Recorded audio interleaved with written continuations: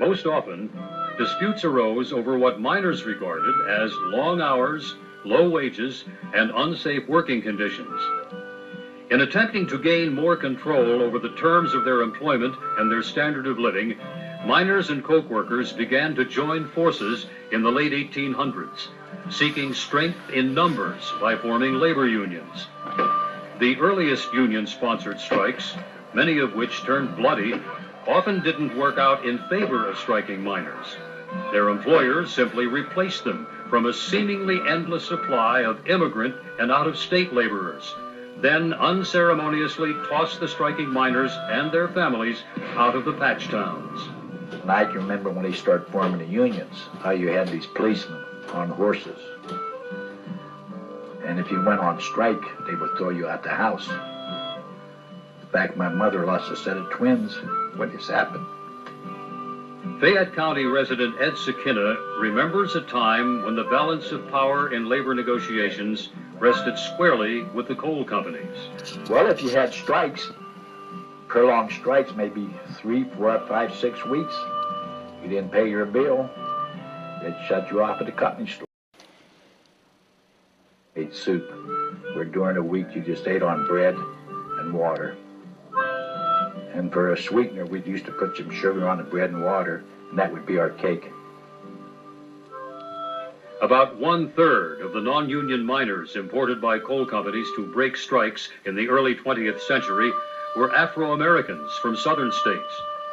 As the most physically conspicuous of the strikebreakers, these men and their families were often singled out by striking white miners for particularly intense expressions of hostility. Having begun their residency in southwestern Pennsylvania already with 2 strikes against them, black newcomers typically had a much harder time making a home here than did their white counterparts. Despite the best efforts of coal companies to undermine them, unions grew stronger. By the end of World War I, the United Mine Workers of America emerged as one of the most powerful unions in the country. We are, and who paid the prices for what we have. We have unemployment compensation, we have workman's compensation, we have life insurance, we have health insurance, and a lot of this was bought at a very expensive price. People died, and there was a lot of turmoil until some of this was settled, and it really didn't start to really come together probably in the 1930s with the Roosevelt administration.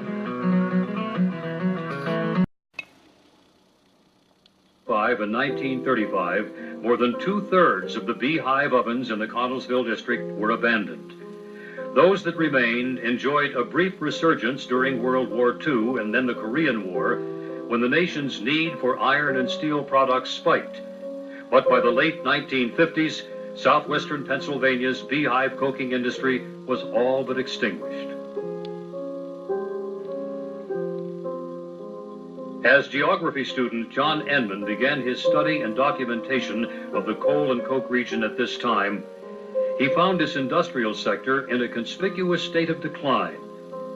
Camera in hand, he visited dozens of abandoned coke works, their rows of derelict, weed-shrouded ovens stretched out at the foot of dozing patch towns.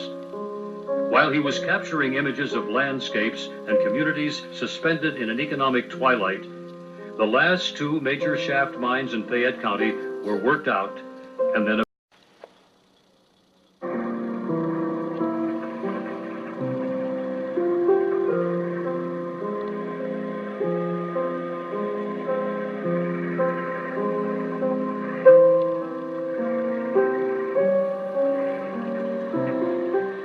in 1972, a few years after these movies were shot, Fayette County's last commercially active beehive coking operation at Choate, southwest of Uniontown, shut down under pressure from strengthened anti-pollution regulations.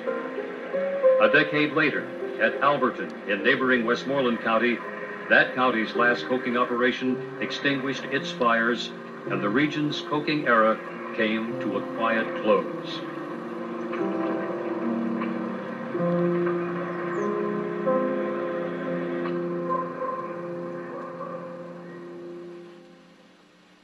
Today, coke is produced at only a few facilities in and around. longer than the region's economic decline has been its history of environmental devastation. When the coal and coke industries departed, they left behind a brutalized landscape littered with abandoned and deteriorating mine facilities and coke works, mountains of mine waste, high walls threatening to collapse, gaping scars where overburden had been removed, streams and rivers running orange with pollution. Since 1967, Pennsylvania and the federal government, through the Department of Environmental Protection's Bureau of Abandoned Mine Reclamation, have invested almost $500 million in efforts to reclaim areas of the state devastated by coal mining and coal. History interviews relating to coal mining and coke production have been accumulating ever since English professor Evelyn Hovanek and fellow faculty members developed a course in the late 1970s encouraging local students to explore the heritage of their home communities. So the students went out and did the interviews, but then they brought back artifacts, and every time we taught the course, we got interviews and artifacts. We kept storing them in places, and then eventually, in 1991, we looked around and we had all these things. And so we decided we would put together the center, and then it just kind of had a life of its own. But it was certainly a story that needed to be told, and it was a story that needed to be preserved. Preserving the story also involves locating and officially recognizing existing buildings and sites which have been historically associated with the coal and coke industries.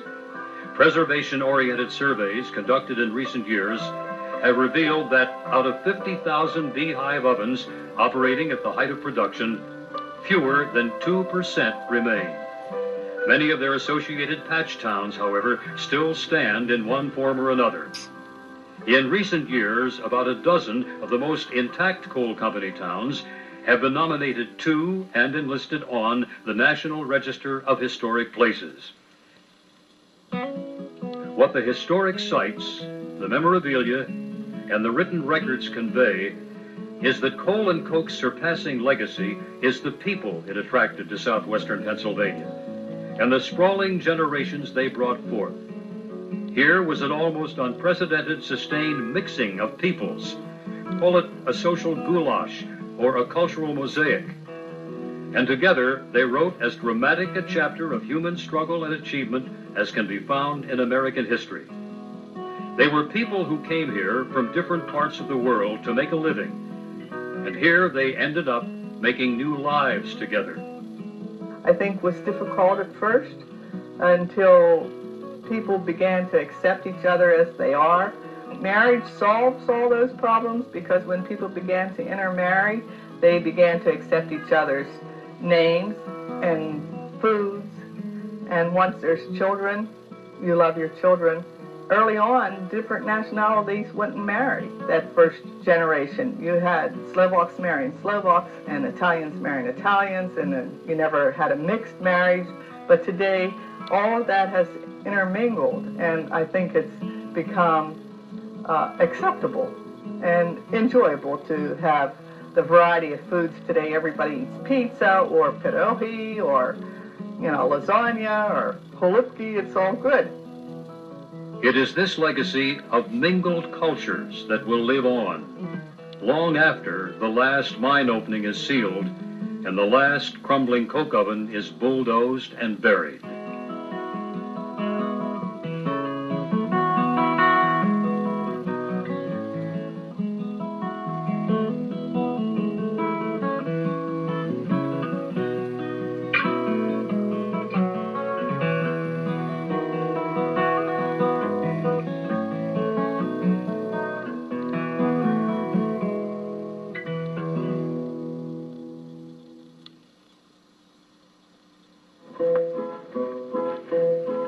I'm just an old coal miner and I labor for my bread. This story in my memory I've here told. For the sake of wife and baby, how a miner risks his life for the price of just a little lump of coal. When a miner in the morning gets hits his car up to the face. He'll set some timbers, then he'll bore himself a hole. He'll get a shot of powder, get his battery and his line. He's shooting down that little lump of coal.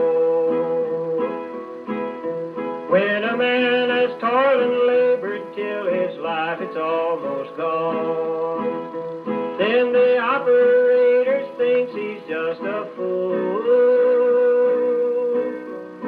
They sneak around and fire him just because he's growing old, and swear they caught him breaking company rules. Don't forget me, little darling, when they lay me down to rest. Tell my brothers all the loving words I say. Let the flowers be forgotten, sprinkle coal dust on my grave, in remembrance of the UNWA.